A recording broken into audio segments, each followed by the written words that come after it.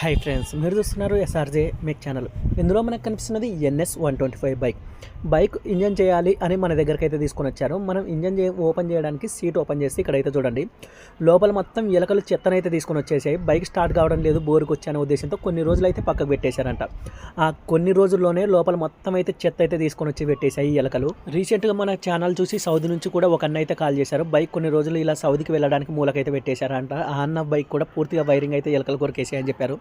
ఇక్కడ మీరైతే చూడండి, మొత్తం ఎలకలైతే వైరింగ్ అయితే కొరికేసాయి. ఇలా మన బైక్ ఎలకలకు బలి కాకుండా ఉండాలి అంటే మూలకు ఎక్కువ రోజులు పెడుతూ ఉన్నారంటే కొన్ని టిప్స్ అయితే చెప్తాను నేను. పెప్పర్మెంట్ ఆయిల్ అనేది దొరుకుతుంది, అది మెడికల్ షాప్లో ఉంటుంది. అది తీసుకొని ఒక క్లాత్లో పోసి మీరు సీట్ కింద పెట్టారంటే ఎలకలు అయితే రావు.